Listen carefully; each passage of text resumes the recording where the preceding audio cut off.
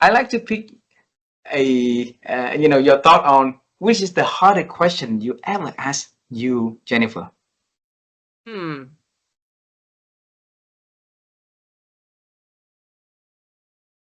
think the hardest question I've asked myself is, who am I? Who? Okay. Why is that hard? The hardest question.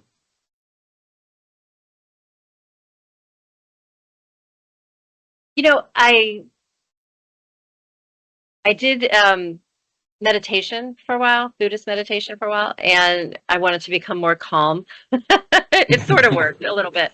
One of the exercises they had us do was so insightful, and it's a way to answer this question.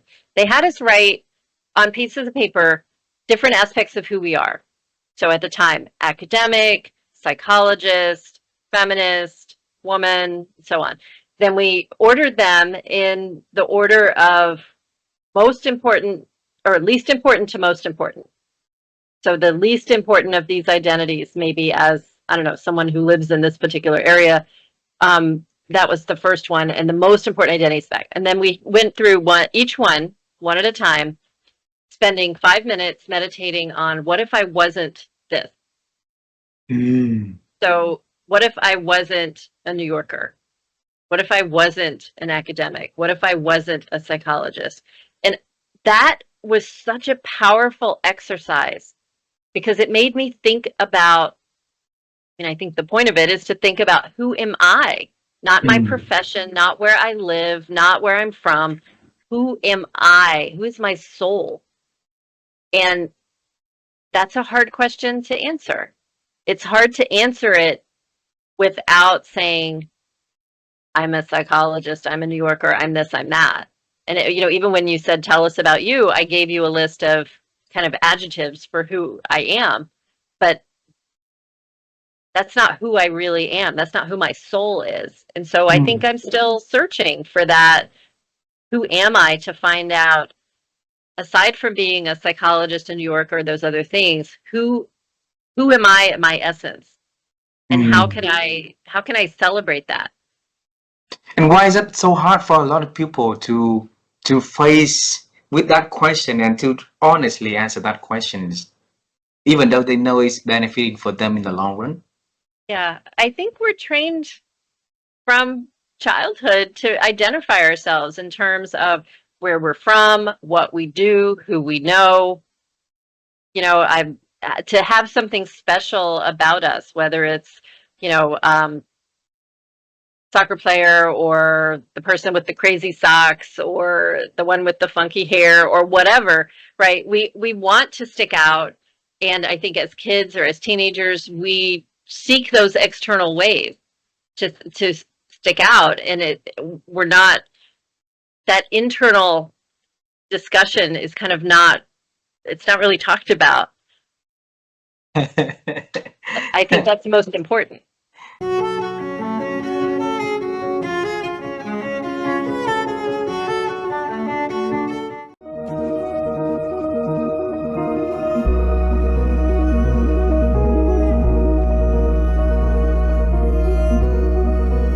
Mr. G. Bing, the big question we want to ask you in this conversation is, how have you been growing your ability to think?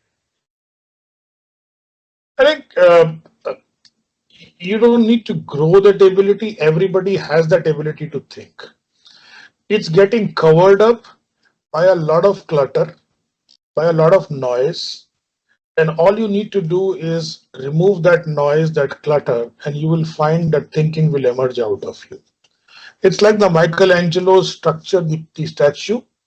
You don't need to make the statue, you just need to remove the unnecessary pieces, because thinking is a natural phenomena given to a human being. You start to think at your very indecent age. So definitely there are tools and technologies and systems and methodologies given in the literature and science to help you think more rationally, more emotionally, more neuroscience. But to me, to be a thinker, you just need to find some time to think for yourself. You need to find a quiet corner of your house, of your workplace, maybe a coffee shop, maybe a Starbucks with a cup of coffee, with a pen and paper, and just sit down and write down what comes to you. One of the things that I recommend to people is journaling.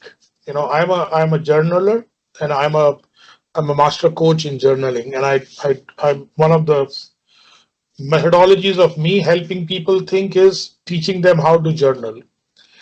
And as a mission of my life, I do it free of cost. So I have hundreds of people from all over the world in my group who get a daily prompt from me that forces them to think on something and write down in their journal.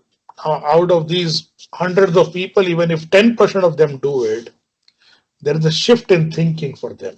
They are looking at one area of their life, thinking about it, documenting it, and moving their brain muscles in the direction that helps them heal, that helps them grow, that helps them express their emotions or feelings that they're not doing to anybody else. So thinking is not complicated. Thinking is simple. Thinking just needs some time, a little bit of fresh place in a house, a notebook, a pen, and remove the notifications and the clutter from your life, and you will find you can think on a toilet seat. You can think in under the shower. You can think anywhere. You can think while driving. Mm. Thinking doesn't have to be a activity planned at this time, I think. I see. Thank you.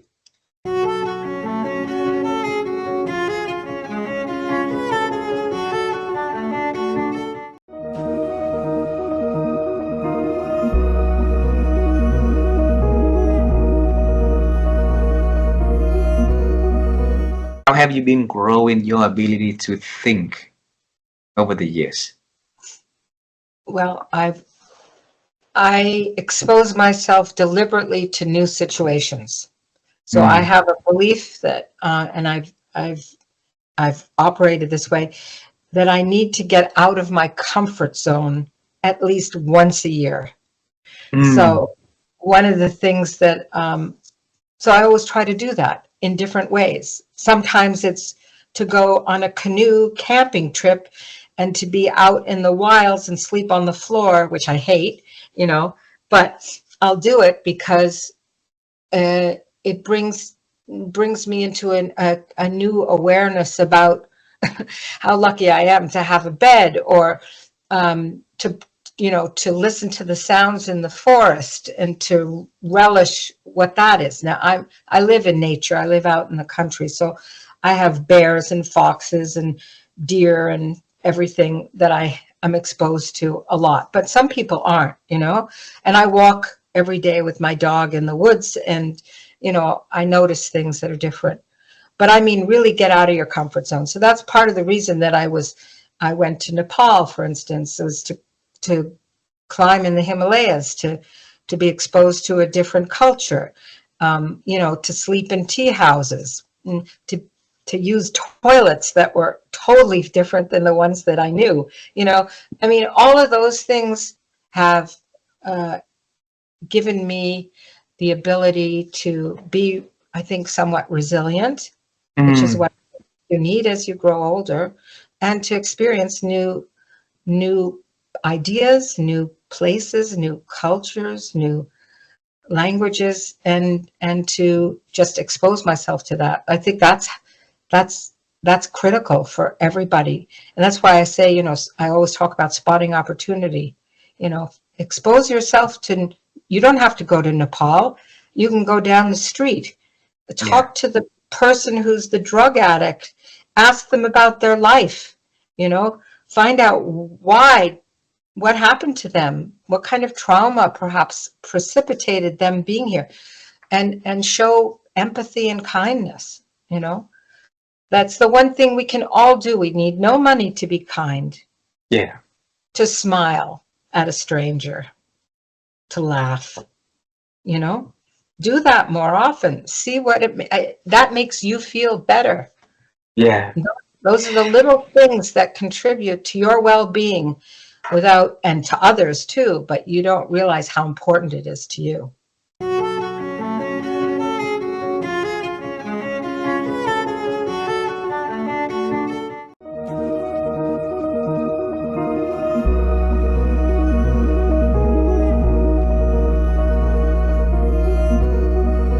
Right, so the question for you, Manal, is how have you been growing your ability to think over the years? Sorry, can you repeat? How have you been growing your ability to think over the years? Oh, okay, my ability to think. Yes. So I think I'm grateful to many mentors that I met in my journey. A lot of friends, genuine friends, because I kept some since the high school. So it means that I'm talking about friendship since perhaps more than 35 years. For me, what made me grow is to share and learn from others. And perhaps what changed inside me is that in a period of my life, I was thinking that we cannot we can only learn from people who are experts, who has a very amazing cursus, or who perhaps wrote books and all this. But life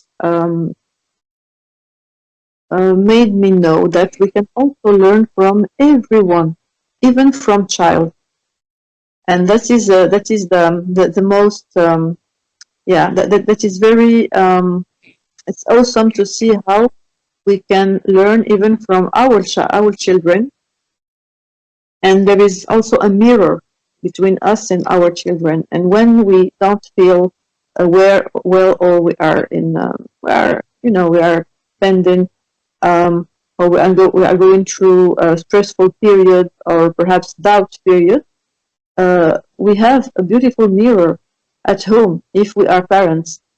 If not, all our environments is a mirror.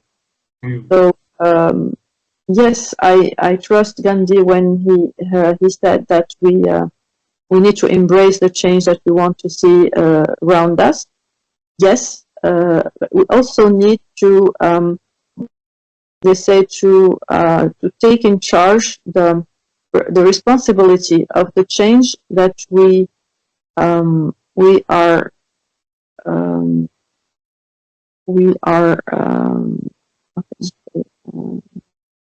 enabling in within others, because it's I think that we came in this world, in this life, to be together. And life also